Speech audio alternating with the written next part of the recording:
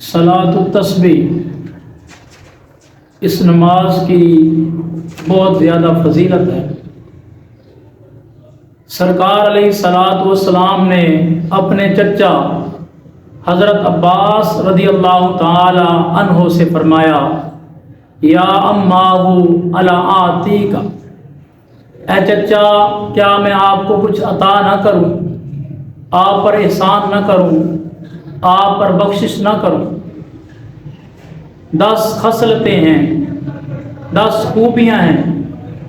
اگر تم انہیں کرو، انہیں پڑھو، یعنی صلاۃ التسبیح پڑھو تو 10 طرح کے گناہ اللہ رب العزت معاف فرماتا ہے۔ اگلے گناہ، پچھلے گناہ، پرانے گناہ، نئے گناہ، جان بوجھ کے کیے ہوئے گناہ، بھول کر کیے ہوئے گناہ، قصدن گناہ، عمدن گناہ، سہون گناہ، چھوٹے گناہ، بڑے گناہ، پوشیدہ گناہ اور ظاہراً گناہ، یعنی اتنے گناہ اللہ رب العزت اس نماز کے پڑھنے والے کے معاف فرما دیتا ہے۔ پھر آپ نے فرمایا 4 رکعتیں ہیں، پھر آپ نے صلاۃ التسبیح کی ترکیب تعلیم فرمائی اور فرمایا اگر ہو سکے تو اس نماز کو روزانہ 1 مرتبہ پڑھو، اگر روزانہ نہ پڑھ سکو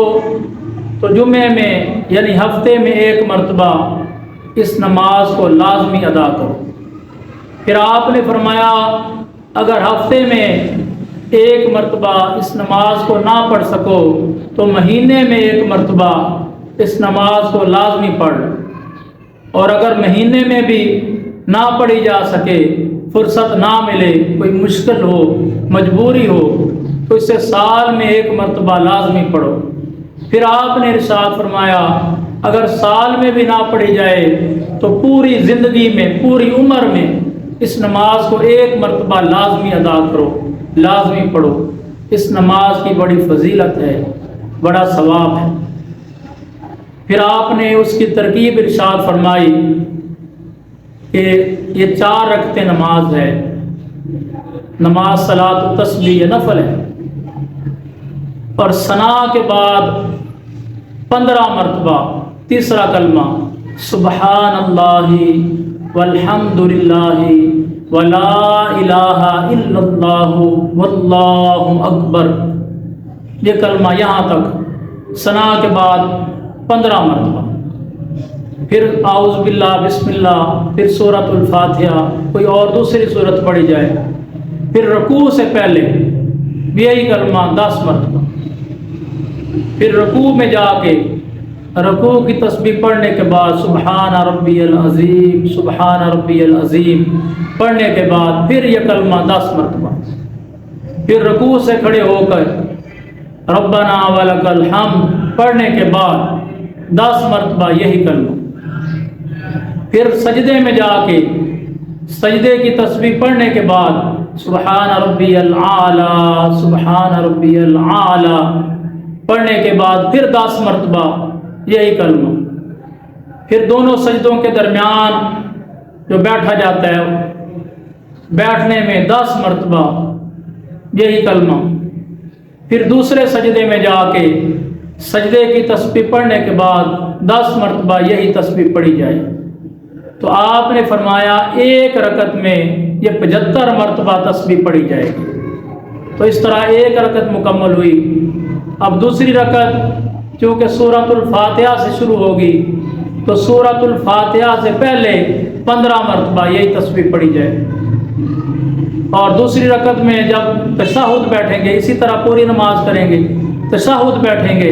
التحیات عبدہ ورسولہ تک نہیں بلکہ ربی جعلنی دعا بھی مکمل پڑھیں گے اور سلام نہیں پھیریں گے، پھر تیسری رکعت کے لیے کھڑے ہو جائیں گے تو تیسری رکعت ثنا سے شروع کی جائے گی۔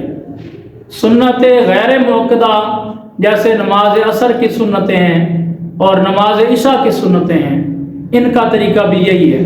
کہ تیسری رکعت ثنا سے شروع کی جائے گی، سبحانک اللہم سے تیسری رکعت شروع کریں گے، اور پھر اسی طرح 15 مرتبہ یہ تسبیح پڑھیں گے، باقی پوری نماز مکمل کریں گے تو نماز میں یہ تسبیح تقریباً 300 مرتبہ پڑھی جائے گی۔ اور جو بندہ یہ نماز پڑھتا ہے تو سرکار علیہ الصلوۃ والسلام نے فرمایا کہ اس کے اگلے گناہ بھی اللہ معاف فرما دیتا ہے، اس کے پچھلے گناہ بھی معاف فرما دیتا ہے، اس کے چھوٹے گناہ بھی معاف کر دیتا ہے اور بڑے گناہ بھی معاف کر دیتا ہے۔ جو اس سے جان بوجھ کے گناہ کیے یا بھولے سے گناہ ہو گئے، سارے گناہ اور پوشیدہ گناہ بھی اللہ رب العزت معاف فرما دیتا ہے،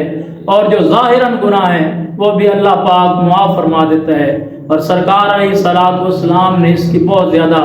فضیلت اور اہمیت بیان فرمائی۔